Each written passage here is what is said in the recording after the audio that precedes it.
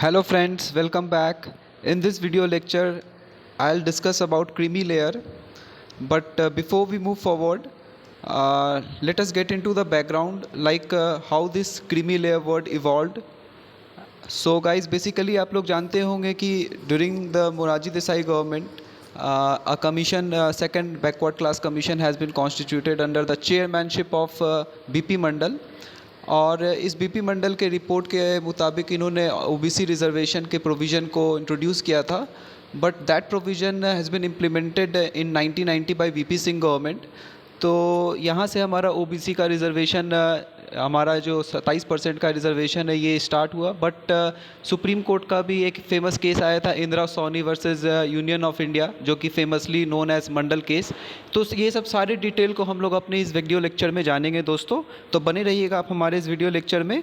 So why this is in news in today's world, अभी के ज़माने में ये फिर से एक हॉट टॉपिक हो गया। क्यों हॉट टॉपिक हो गया है, इस चीज़ को हम लोग थोड़ा जानेंगे। A proposal to revise the criteria for defining the creamy layer among OBC has been pending for years and MPs have raised the issue during the ongoing monsoon session of parliament।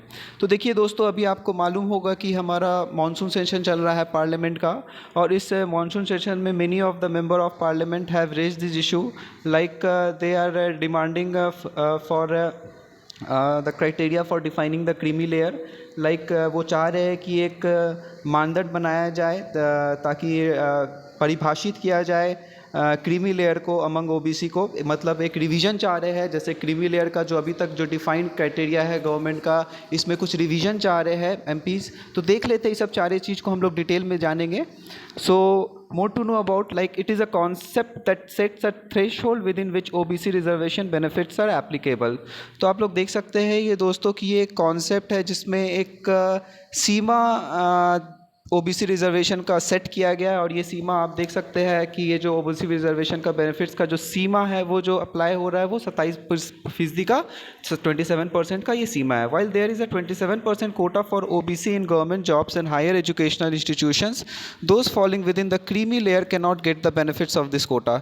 तो आप लोग दोस्तों देख सकते हो कि मंडल commission के report के मुताबिक ये जो 1990 में सरकार ने लागू किया था, ये 27% जो रिजर्वेशन ओबीसी कोटा का ये रिजर्वेशन जो लागू किया था, ये उस समय के गवर्नमेंट सर्विसेज में लागू किया गया था। और फिर 2007 में जाके फिर सेंट्रल एजुकेशनल इंस्टीट्यूशन रिजर्वेशन इन एडमिशन एक्ट 2007 का ये कानून है, इसके तहत जितने भी गवर्नमेंट सेंट्रल एजुकेशनल इंस्टीट्यूशंस है उनमें भी ओबीसी का जो रिजर्वेशन है यूनिफॉर्मली वो फिर लागू हो गया।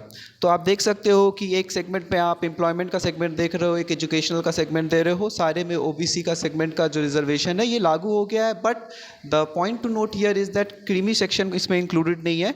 तो इसी क्रीमी सेक्शन के जो डिफिनीशन है ना, इसको रिवाइज करने के लिए, इसके मानदंड, इसके क्राइटेरिया को रिवाइज करने के लिए many of the MPs are raising slogans to revise this criteria for defining the creamy layer under the OBC section.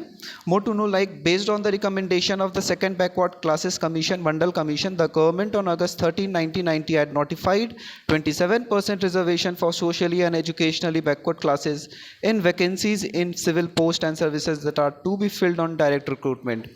तो देख सकते हैं, आप जान गए दोस्तों कि on the basis of recommendation of second backward classes commission, और इन्हीं के चेयरमैन थे बीपी मंडल जी, और फेमसली ये मंडल कमीशन के नाम से जाना जाता है। और इन्हीं के रिपोर्ट से बीपी सिंह की जो सरकार 1990 में बनी थी, उस सरकार ने इसको नोटिफाई किया था, 27% का रिजर्वेशन को लागू किया था फॉर सोशली या एजुकेशनली बैकवर्ड क्लासेस। कहने का मतलब दोस्तों कि जितने भी सरकारी रिक्त पद होंगे, सर्विसेज होंगे, सारे को जो बहाली लिया जाएगा, उसमें 27% ओबीसी का आरक्षण भी लागू हो गया था।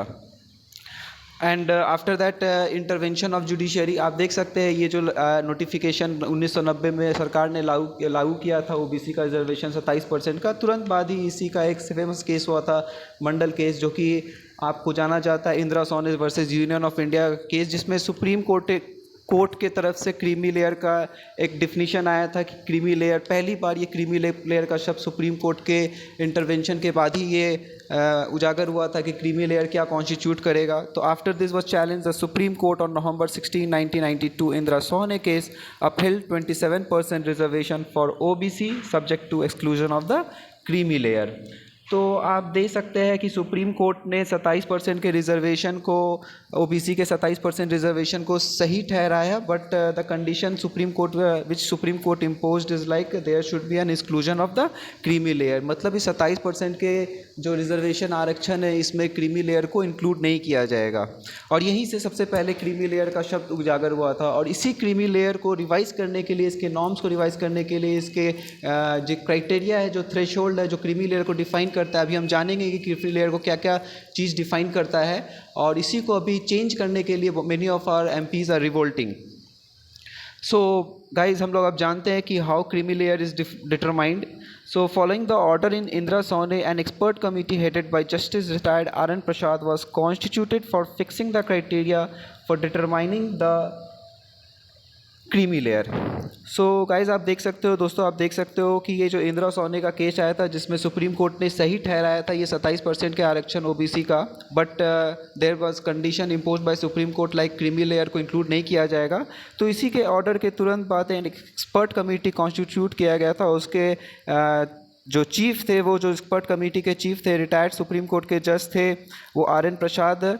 और इनका जो मोटिव था, जो ऑब्जेक्टिव था, ये एक्सपर्ट कमेटी जो कॉन्स्टिट्यूट किया गया था, इसका जो ऑब्जेक्टिव था for determining the creamy layer criteria. मतलब एक मानदंड बनाना है, उनको मानदंड फिक्स करना है कि किन को क्रीमी लेयर में मानना है, किन को क्रीमी लेयर में नहीं मानना है। एक मानदंड, एक क्राइटेरिया फिक्स करना था।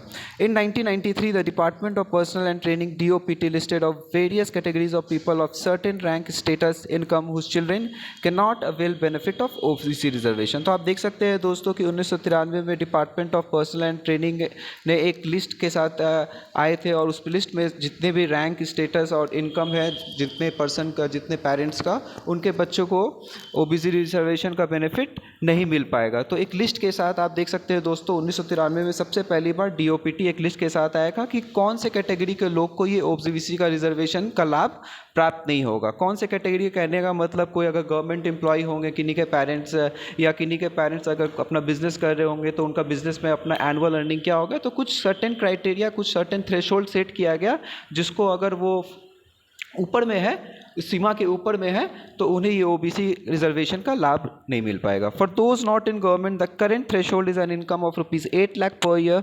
For children of government employees the threshold is based on their parent rank and not income.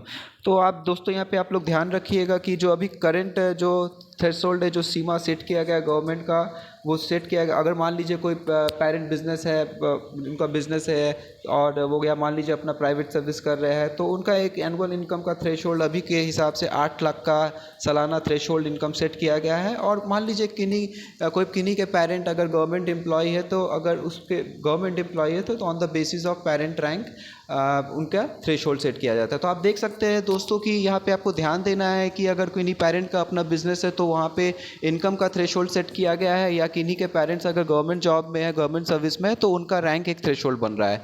तो ये सब चीज़ आप लोग को ध्यान देखना है दोस्तों। तो इसी के साथ हमारा ये वीडियो लेक्चर यहाँ पे हमारा समाप्त हुआ है। आप बताइएगा दोस्तों कि आपको हमारा ये वीडियो लेक्चर कैसा लगा, और बने रहिए हमारे चैनल के साथ। ज़्यादा से ज़्यादा शेयर कीजिए, लाइक कीजिए, और अपने दोस्तों के बीच में इन्फॉर्मेशन को डिसेमिनेट कीजिए। Thank you all guys.